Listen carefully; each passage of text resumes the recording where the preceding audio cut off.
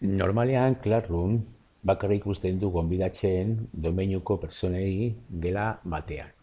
Ikusiko dugu nola egin edozein pertsona sartzeko gela batean Classroomen.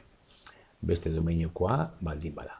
Horretarako administratzaileak joan behar du administratzaile konsolara joan, eta hor bertan, logeatu.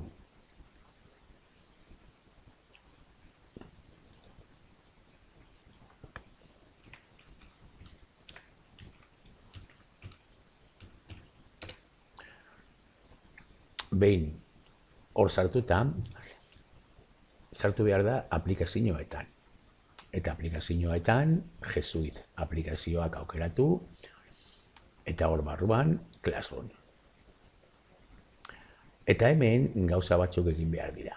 Bai gonbidatzeko jendea, bai gure domeinukoak sartzeko beste domeinuko gela batean, eta bai tutoriak ere gonbidatzeko. Agertzeko Classroomen tutoriak gonbidatzeko aukera. Hasiko gara, eta joango gara, configuración de la clase, información sobre la pertenencia a la clase. Eta hemen badaukagu bi gauza. ¿Quién puede apuntarse a las clases de tu dominio? Hori da kanpokoak sartzeko gure domeinuan. Eta ¿a qué clases pueden apuntarse los usuarios de tu dominio? Hori da gure domeinukoak beste gela batzuetan apuntatzeko.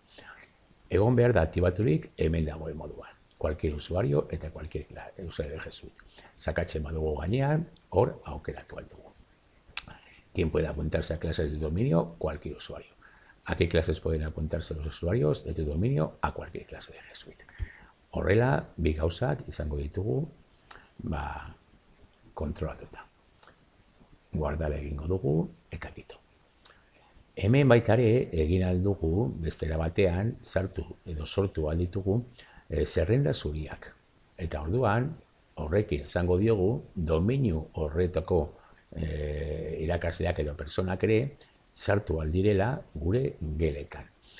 Eta hemen orduan, nahi baditut batzu jarrita, baina editatzen badugu, hemen sartu aldugu berri bat. Nire kasuan, niri gonbidatzeko edo ni gonbidatzeko geletan adibidez, hemen egingo genuena izango litzateke begune 04 domeinua gehitu. Hori da nirea, nik ez dut egingo, noski, nire domeinua delako, baina añadir el dominio a la lista de permitidos. Eta horrela, begune 04koak apuntatu algara zure geletan. Eta orain gurasoak gonbidatzeko acceso del tutor, hemen sakatzen badugu, ikusiko dugu permisos del profesor, quien puede crear clases, hori da beste gauza bat, quien puede crear clases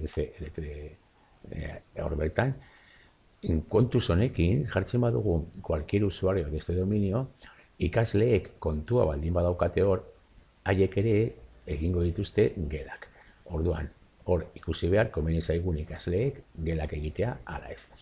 Baina hemen interesatzen zaiguna, acceso de tutor, ikasleen tutoreak, permitir que los padres y tutores accedan a la información de Classroom.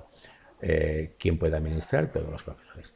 Hori gaituta baldin badaukagu, izango dugu Classroomen aukera, tutoriak gonbidatzeko, ez gelan egoteko, baizik eta noizean behin, astero edo hilero, jasotzeko txosten bat egiten dugunarekin. Horrela konfiguratuta, arazo gutxiago izango ditugu eta aukera guztiak izango dugu eskura.